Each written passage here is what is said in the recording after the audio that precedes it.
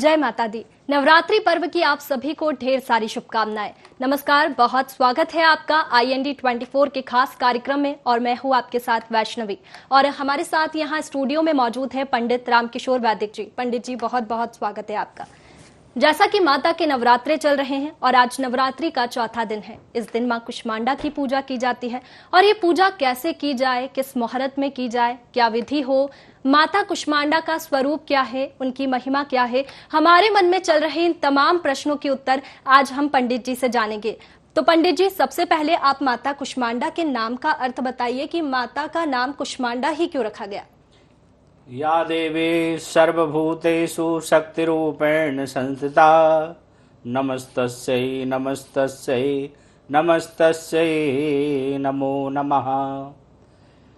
देखिए, भगवती जगदम्बा नवरात्र चल रहे हैं और नवरात्र में भक्त लोग माँ भगवती की आराधना में तत्पर हैं। माँ के भिन्न भिन्न जो 9 रूप हैं, इन 9 दिनों में 9 रूपों की पूजन करने जा रहे हैं। प्रथम शैलपुत्री चा, द्वितीयम ब्रह्मचारिणी, तृतीयम चंद्रघंटे ते, कुष्मांडे ते चतुर्थकम।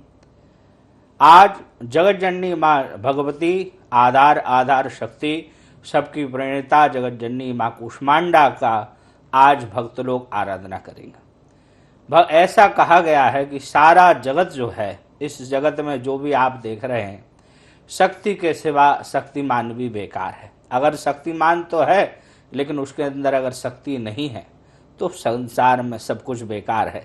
इसलिए पराभव, ये जो भी अम्बा हैं, जगदम्बा हैं, वो पराभव शक्ति माँ जगदम्बा हैं और वही शक्ति का आधारभूत है। अगर जगदम्बा ना हो, शक्ति ना हो, प्रकृति ना हो तो परमात्मा का अधूरा है। इसलिए प्रकृति के स्वरूप, शक्ति के स्वरूप जगत जननी को कहा है। जैसे आपने पूछा वैष्णवी जी की माँ कुष्मांडा की उत्पत्ति कैसे है। कुष्मांडा देवी वह हैं जिनने सारे ब्रह्मांड को अपने ही उदर में रखा है। आप ये समझ के चलिए, कुष्मांड यानी होता है कुम्बड़ा। कुम्बड़ा यानी कद्दू नहीं कहेंगे, कद्दू के जैसे सदृश तो होता है। आप लोगों ने पेठे तो बड़े खाए होंगे, पेठे तो बहुत स्वाद से लिए होंगे, लेकिन कभी आपने सोचा कि पेठा बनता किससे है।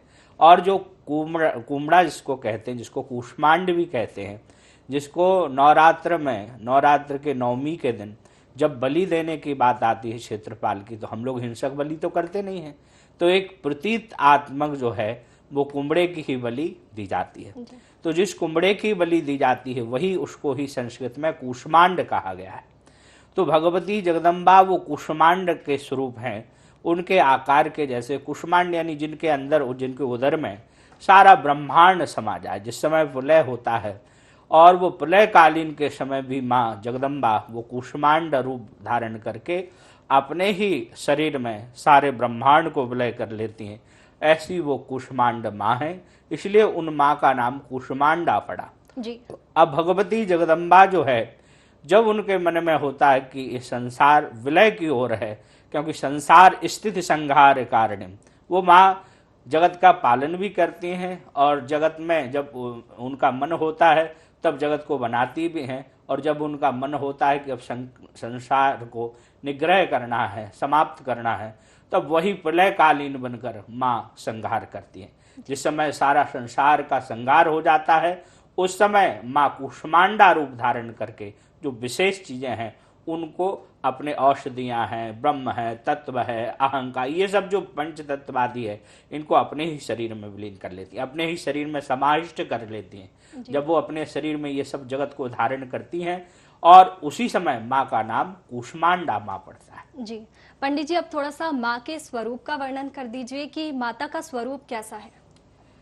या जगदम्बा का स्वरूप आप देखेंगे तो भगवती जगदम्बा सिंह पर विराजमान है और माँ के 8 भुजाएं आप देखेंगे भक्त लोग, तो 8 भुजाएं उनकी हैं और वाहन उनका सिंह है। भगवती जगदम्बा इतना स्वरूप दैदीप्यमान हो रहा है। वो जगदम्बा अखंड ब्रह्माश्वरी हैं, जो ब्रह्मांड को अपने अंदर धारण करने वाली है। तो ब्रह्मांड नायिका भी उनको कह सकते हैं। और ऐसी ब्रह्मांड नायिका माँ जगदम्बा कुष्मांडा का स्वरूप इतना विद्युतमान है, दैदीप्यमान संसार में हो रहा है कि जैसे स्वर्ण प्रभा, जैसे स्वर्ण की कांति आपने देखी होगी, सोना अलग चमकता है, ऐसे ही माँ का जो ये रूप है कूष्मांडा का अलग दैदीप्यमान हो रहा है। इनके चेहरे को देखकर ही भक्त लोगों के बड़े से बड़े जो भय है वो भय समाप्त हो जाते हैं और माँ कूष्मांडा मंद मंद मुस्कुरा रही हैं और मंद मंद मुस्कुराकर अपने भक्तों के कष्ट हर रही हैं। इस प्रकार से माँ का रूप है। माँ अष्टभुजाधारी हैं, अपने हाथों में कृपाण, तलवार, त्रिशूल और शंख, कमल का पुष्प अलग अलग 8 भुजाओं में शस्त्र आदि धारण करे हैं। माँ बड़ी ही सौम्य रूप में प्रतिपादित हो रही हैं और जो भक्त माँ कूष्मांडा को देख रहे हैं, ध्यान लगा रहे हैं, उनके सब भक्तों के कष्ट हरने के लिए माँ कूष्मांडा इस रूप में विराजी है। जी पंडित जी, आपने वाहन की बात की, सिंह वाहन है उनका, तो ये वाहन उनको कैसे मिला? भगवती जगदम्बा ऐसे ही मान्यता है कि जिस समय महिषासुर आदि दैत्य का देदांत हुआ, जब इन लोगों ने स्वर्ग आदि पे आक्रमण किया, सारे देव जब यहाँ से वहां भागने लगे, तब सभी देवी देवताओं ने आराधना करी ब्रह्मा विष्णु महेश की और उन्हीं के और तेज से, सभी देवताओं के तेज से एक विशेष तेज उत्पन्न हुआ। सबके शरीर से तेज निकला और वो तेज निकलकर सब एक तत्व बना और वही भगवती जगदम्बा का प्रारूप हुआ। जब वो भगवती बनी तो किसी ने कमंडलू दिया, किसी ने ध्वजा दी, किसी ने कृपाण दिया, किसी ने कोई शस्त्र दिया। भगवती जगदम्बा को कुबेर ने ही जो है भगवती को सिंह दिया। ऐसे करके अन्य अन्य सभी जो देवी देवता हैं उनने भगवती को कुछ न कुछ दिया। यमराज ने काल पास दिया। ऐसे भगवती जगदम्बा है और इनका स्वरूप जो है वो बड़ा ही सौम्य है। भगवती जगदम्बा की आराधना करने वाले भक्तों को माँ अपनी अविरल भक्ति देने वाली हैं। इनकी भक्ति करने से भक्तों को जो भी मन में कामना है, किसी को यश की कामना है, किसी को कीर्ति की कामना है, किसी को रूप की कामना है, कहा भी है रूपम देहि जयम देहि यशो देहि विशो जही। ये माँ रूप देने वाली हैं, यश देने वाली हैं और भक्तों के अंदर कीर्ति जो चाहते हैं उनको कीर्ति भी देने वाली हैं। पंडित जी, अब ये बताइए कि माता की महिमा क्या है और इनकी उपासना से भक्तों को और किस फल की प्राप्ति होती है? देखिए, महिमा की वैष्णवी जी कहाँ तक वर्णनता करें। भगवती जगदम्बा की जब महिमा की अगर हम बात करते हैं तो महिमा, माँ की महिमा पुत्र कैसे अर्चन कर सकता है, वंदना कर सकता है, लेकिन फिर भी माँ यही मान के चलिए कि ये जगदम्बा माँ है। माँ बालक जो कुछ मांगता है, आपने देखा होगा जब बच्चा छोटा सा रहता है जो दूध पीता है तो उसके हाव भाव से माँ समझ जाती है कि अब इसको दूध की आवश्यकता है और माँ तुरंत उठा के उसको दूध दे देती है। कभी बच्चा रोता है तो वो समझ जाती है कि अब इसको दूध की नहीं औषधि की आवश्यकता है। तो जब वो साधारण माँ ये सब चीज समझ जाती है तो ये तो परम्बा अम्बा जगदम्बा है, हम सब की माँ है, इस जगत की माँ है, देवताओं की भी जगत जननी माँ है, तो वो सब कुछ समझने वाले हैं। इनकी महिमा कहाँ तक कहें। कोई भगवती जब जगत जननी, जब देवताओं पर, जब दैत्यों पर, जब दानवों पर अत्याचार बढ़ जाता है, जब देवता परेशान हो जाते हैं, आक्रांत दैत्य जब स्वर्ग पर आक्रमण करते हैं, तब सब जगदम्बा की ओर जाते हैं, कहते हैं माँ विद्युद्धाम समप्रभाम मृगपति गंधस्थिताम भीषणम। भगवती की स्तुति करते हैं इस श्लोक के द्वारा और माँ से कहते हैं माँ अब हमारा आप कल्याण करिए। तब माँ कहती हैं कि चिंता ना करो, हम तुम्हारा कल्याण करेंगे, इन दुर्दांत दैत्यों का संहार करेंगे। और वहीं पर शेरा वाली बनकर और कभी काली बनकर, कभी भद्रकाली बनकर माँ जगदम्बा दैत्यों का संहार करती हैं और अपने जो आधीन देवता हैं उनका उद्धार करती हैं। अपितु ये ना समझिए भक्त लोग कि केवल देवताओं का माँ उद्धार करती हैं, हम सब भक्तों का भी भगवती जगदम्बा, चाहे वो काली के रूप में, चाहे वो भद्रकाली के रूप में, चाहे वो बगला माँ जिनको हम बगला मुखी के नाम से जानते हैं, वो रूप में आके हमारा भी उद्धार करती हैं। बस आपकी भावना कैसी है। यदि आप भगवती की आराधना कर रहे हैं, आप शत्रुओं से परेशान हैं, आपके यहाँ विवाह नहीं हो रहा है कुंवारी कन्याओं का, तो उनके लिए माँ कात्यायनी के रूप में विराजमान है। बच्चा पढ़ नहीं पा रहा है तो उनके लिए सरस्वती के रूप में विराजमान है। और जो कन्याएं चाहती कि हमारा श्रेष्ठ वर हमको प्राप्त हो गए, तो कात्यायनी की आराधना कर रहे हैं, साथ में पार्वती की आराधना करें। ऐसे हर जगत जननी की माँ के अलग अलग रूप हैं और भक्तों के लिए, केवल भक्तों के लिए महिमा है। और कई ऐसे, जैसे सुरथ नाम का राजा था, दुर्गा सप्तशती में आपने सुना होगा, सुरथ नाम का राजा, सारा राजपाट जो है आधीन हो गया दूसरे के। वो वैष्णव था, जाति से बनिया था, लेकिन जब भगवती का उसने महिमा जानी, रूप जाना, महिमा के बारे में जब ऋषियों ने बताया, तो ऋषियों के बताते ही जब उसने महिमा माँ की आराधना करी, और उस आराधना के फलस्वरूप ही उस सुरत नाम के राजा को पुनः राज्य की प्राप्ति हुई। तो ये माँ राज्य देने वाली हैं, विद्या देने वाली हैं, लक्ष्मी देने वाली हैं, रूप देने वाली हैं, और जो कुंवारी कन्याएं हैं जिनके विवाह नहीं हो रहे हैं उनको श्रेष्ठ वर देने वाली। अभी तो कन्या ही नहीं, अब वर के लिए भी सुयोग वर, सुयोग कन्या कहते हैं ना, पत्नी मनोरमाम देवी मनोवित्तान सारिणीम तारिणीम दुर्ग संसारा सागरस कुलोद्भवाम।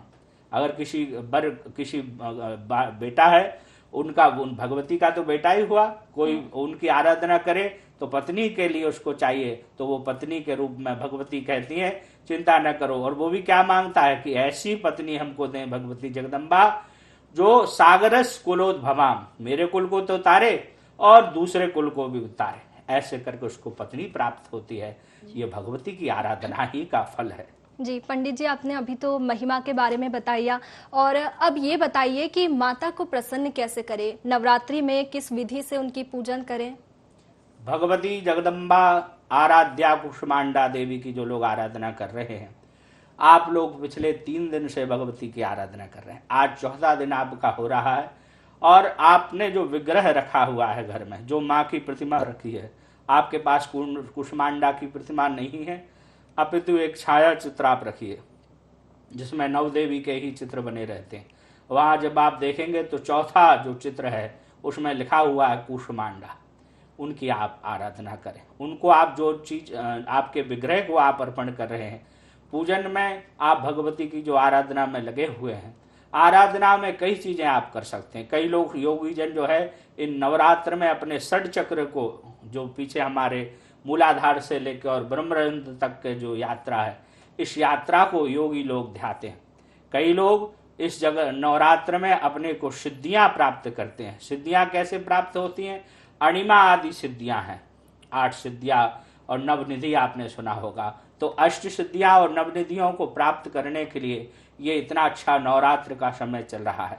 साधक लोग इन्हीं नवरात्र में अपने को मूलाधार से लेके और ब्रह्मरंध्र तक की आराधना करके भगवती जगदम्बा को अलग अलग चक्रों में अपना ध्यान करके और भगवती से प्रार्थना करते हैं कि माँ अब हमको अणिमा आदि सिद्धियां दे। कई लोग सिद्धियां पाते हैं, और कई भक्त ये चाहते हैं कि हमको सिद्धियां ना मिले, हमको माँ आप मिले। जैसे आपने कभी देखा होगा, बच्चा अगर रोता है तो रोते हुए बच्चे को माँ देखती है कि बच्चा रो रहा है, और रोते हुए बच्चे को देख के माँ थोड़े से खिलौने दे देती है, और जब वो बच्चा खिलौना लेता है तो उसका रोना जो है वो शांत हो जाता है, वो चुप हो जाता है। और जो वो बालक चुप होता है तो माँ अपने काम में व्यस्त हो जाती है। लेकिन जब वही माँ देखते है कि माँ के दिए हुए सारे प्रलोभन जो बच्चे को दे रही है वो बच्चा वो स्वीकार नहीं कर रहा, तब माँ समझ जाती है कि अब इस बच्चे को इन खिलौनों की आवश्यकता नहीं है, अपितु इसको अब मेरी आवश्यकता है। जब मेरी आवश्यकता है तब फिर वो खिलौने नहीं देती, फिर वो माँ खुद गोदी में उठा के बालक को अपने हृदय से लगा लेती। ऐसे ही जब जो योगी जन, जो सिद्ध महात्मा जब भगवती की आराधना में लगते हैं, जो भक्त भगवती की जब निरंतर आराधना करते हैं, वो आराधना करके भगवती फिर ये अणिमा आदि सिद्धियां देती हैं। ये सिद्धियां जो है ये खिलौने ही आप समझिए, और जब वो माँ समझ जाती है कि ये तो खिलौने में ही इनका कार्य चल रहा है, तो माँ उनको खिलौने देकर और आप स्वयं दूर हो जाती। लेकिन जो भक्त, जो साधक, जो आराध्य करने वाला, जो भगवती की आराधना कर रहा है, वो भगवती की दी हुई इन सिद्धियों को स्वीकार नहीं करता। वो कहता है माँ ये सिद्धियां हमारी क्या काम की हैं, हमारा संबंध तो आपसे है। और आप विचार करिए, जिनके पास साक्षात जगदम्बा की कृपा हो जाए ये सिद्धियां तो वैसे ही मिल जाएंगी। तो भगवती जगदम्बा को फिर वो सारी ये सिद्धियां को ठुकरा देते सिद्धियां को, और कहते हैं माँ हमको केवल आपकी आवश्यकता है। और इस अविरल भक्ति से जो साधक भगवती की आराधना करते हैं उनको फिर माँ प्राप्त होती है। अब आराधना कैसे करें? आराधना में आपको प्रतिदिन कोशिश करें, जो भी आपका बीज मंत्र, जैसे कई लोग बीज मंत्र आदि बताए नहीं जाते हैं, ये बड़े गोपनीय रहते हैं, इसलिए इन मंत्रों को आपको जो गुरु के द्वारा, या बीज मंत्र माँ का है, दुर्गा सप्तशती में भी मंत्र अंकित है, इस मंत्र की आप आराधना करें। आपको नहीं आता तो ओम दुम दुर्गायै नमः, ये साधारण मंत्र है, इसका आप जाप कर सकते हैं। जो साधना और ज्यादा करना चाहते हैं वो निरंतर दुर्गा सप्तशती का पाठ करें। दुर्गा सप्तशती संस्कृत में है, आपको कठिन लग रही है तो आप हिंदी में कर लीजिए, लेकिन आप पाठ करिए। और इसके बाद जो लोग इतना पाठ नहीं कर सकते, नियम यह है कि एक दिन में एक पाठ हो। दुर्गा सप्तशती के 9 दिन में नवचंडी पाठ कहा गया है। नवचंडी माने जो दुर्गा सप्तशती की पुस्तक है उसके पाठ को 9 बार करना, और 9 बार माने प्रतिदिन 1 बार, ऐसे करके 9 दिन में 9 बार। अगर 8 दिन की नवरात्र पढ़ रही हैं तो आपको 8 दिन में 9 पाठ करना है। कई बार तिथि घट बढ़ जाती है, कम हो जाती तिथि, तो ये ऐसे करके आपको दुर्गा सप्तशती का पाठ करना है। अब जो साधक उनके पास इतना समय नहीं है कि वो 9 दिन तक देवी जी का पाठ कर सकें, तो उनके लिए दुर्गा चालीसा का पाठ करना चाहिए। वो दुर्गा चालीसा का पाठ करें। उनसे वो भी नहीं बन रहा है तो सतनाम, भगवती जी के 100 नाम दिए हैं, वो 100 नाम का जाप करें। जो साधक 100 नाम में भी कठिनाई हो रही है तो फिर दुर्गा, दुर्गा हारिणी, ऐसे करके 32 नाम देवी जी के दिए हैं, वो 32 नाम आप भगवती के पढ़ें। और जो इतना भी नहीं कर सकते वो ओम दुम दुर्गायै नमः, जैसे अब कुष्मांड दुम दुर्गायै नमः, ये सर्वसाधारण मंत्र है, इसका आप अधिक से अधिक जाप करिए। जितना आप जपेंगे, जितना आप अपने को तपाएंगे, भगवती जगदम्बा की कृपा आप पर उतनी ही बरसेगी। जी पंडित जी, अब थोड़ा सा माता के प्रिय फल के बारे में बताया जाए कि इस दिन उन्हें कौन सा फल चढ़ाया जाता है और क्या चढ़ाया जाता है उनको नाम? भगवती जगदम्बा को सर्वाधिक प्रिय अनार का फल है। अनार सभी देवी, चाहे वो शैलपुत्री हो, ब्रह्मचारिणी हो, चंद्रघंटेती हो, कूष्मांडा हो, स्कंद माता हो, सबको अनार का फल विशेष प्रिय है। और कहते हैं कि भगवती जगदम्बा अनार से बड़ी प्रसन्न हो जाती हैं। और अनार के साथ आज जैसे आपने पूछा कि भगवती को और क्या चढ़ाएं, तो आज चौथे दिन भगवती को मालपुए का भोग लगाना चाहिए। आज मालपुए का भोग लगाने से जगदम्बा कूष्मांडा बड़ी प्रसन्न हो जाती हैं और अपने भक्तों को सब कुछ देने वाली हैं। कहते हैं कि मालपुए के भोग लगाने से आप जो भक्त मालपुए का भोग भगवती को लगाती हैं उनके धन ऐश्वर्य की वृद्धि होती है, और कहीं भी कोई अगर उनका रुका हुआ धन भी है तो उसकी भी पुनर्प्राप्ति होती है। ऐसा आप मालपुए का भोग भगवती जगदम्बा के श्री चरणों में अर्पण करें। और मैं रोज आपको बता रहा हूं कि भगवती जगदम्बा को ये नैवेद्य अर्पण करें, फल चढ़ाएं, और 3 बेलपत्र आप अवश्य भगवती को अर्पण करें, जिससे आपके सकल काम आप एक बार करके देखिए। इस नवरात्र में पहले दिन से लेकर 9 दिन तक आप प्रतिदिन 3 बेलपत्र भगवती को अर्पण करिए। फिर देखिए आपके जीवन में आए हुए कोई भी रुकावट अगर आ रही है, बंधन है, तो वो सब आप बंधन से मुक्त हो जाएंगे। जी पंडित जी, माता को कुम्हड़े का फूल सुना है चढ़ाते हैं, तो वो कहाँ पर मिल जाता है? कनेर का फूल होगा, है ना? कनेर का फूल, कुम्हड़े का फूल नहीं, कनेर का फूल, जासोन का फूल, ये भगवती को ज्यादा प्रिय है। जासोन का फूल हर जगह भगवती को प्राप्त है। और आप देखेंगे कि कई लोगों के घरों में लगे रहते हैं, लाल कलर का जो फूल होता है वो जासोन का फूल भगवती को विशेष प्रिय है। वह भगवती जगदम्बा को जो लाल कलर का फूल, लाल में भी जासोन, गुलाब तो है ही है, लेकिन जासोन का फूल आप देखे होंगे जिन घरों में जासोन के फूल लगे रहते हैं उन घरों में लोग, भक्त लोग बहुत पहुंच जाते हैं। कई बार तो लोग जब फूल तोड़ने जाते हैं तो डगार तक तोड़ लेते हैं, लेकिन ऐसा नहीं करना चाहिए। जब भी नियम यह है, हमारे यहाँ की परंपरा है कि कहीं किसी के यहाँ फूल तोड़े तो उससे पहले हम उससे कहेंगे भैया हम फूल तोड़ लें। राम जी जब वाटिका में गए थे, पुष्प वाटिका में, और पुष्प वाटिका में जब माली को नहीं देखा तो राम जी आवाज लगा रहे थे, भैया कहाँ हो? और माली जब तक नहीं आया तब तक भगवान राम जी ने फूलों का चयन नहीं किया। और हमारी आदत क्या है, हम यही सोचते हैं कि ये सोता रहे और हम इसके सारे फूल तोड़ लें। तो हमको भी ये सावधानी रखना है, भगवती की आराधना करना है। तो जिसके यहाँ से आप फूल चयन कर रहे हैं, फूल तोड़ रहे हैं, कोशिश करें पहले उससे बातचीत कर लें, जी। आप याचना कर लें, तो निश्चित मानिए वो भी भगवती के लिए फूल देने के लिए मना नहीं जी, करेगा पंडित जी। और आपकी आराधना भी सफल होगी। हाँ। पंडित जी, नवरात्रि में माता की पूजा बहुत कठिन होती है। बहुत लोग इस डर से माता घर में नहीं बिठाते हैं कि कहीं उनसे कोई गलती ना हो जाए। तो क्या कोई आसान विधि है? और ज्योत जलाने में भी लोग डरते हैं, तो क्या नाराज वाकई में माता होती है? देखिए, भगवती जगदम्बा की आराधना कठिन तो है, ये तो आप भी जान रहे हैं, क्योंकि अगर वो माँ पार्वती हैं तो वही माँ चंडी हैं। चंडी का रूप भी उन्हीं का है जी। भद्रकाली भी फिर वही बनती हैं, तो हमको थोड़ी सी सावधानी तो रखना ही चाहिए। अभी तो आप देखते होंगे गणेश जी ज्यादा विराजमान होते हैं और भगवती की आराधना हर जगह हर लोग नहीं रखते, क्योंकि भगवती की आराधना में विशेष सावधानी रखना चाहिए। वैसे तो हर देवी देवता में, चाहे गणेश जी हों या वो हों, लेकिन भगवती की आराधना विशेष आपको शांति रख के और अपना कार्य करना चाहिए। विशेष करके मादक पदार्थ आदि सेवन कर अगर आप जाते हैं या प्रवेश करते हैं उस विग्रह में, सभी को सावधान करना चाहते हैं। जो लोग माँ की आराधना करते हैं, झांकियाँ आदि रखते हैं, कोशिश करें कि आप मादक पदार्थ 9 दिन तक पान ही ना करें। अपितु अगर पान कर रहे हैं तो बहुत दूर भगवती से रहें। उनके आसपास भी अगर आप जा रहे हैं तो निश्चित मानिए उसका फल आपको अच्छा नहीं मिलेगा, परिणाम बुरा ही मिलेगा।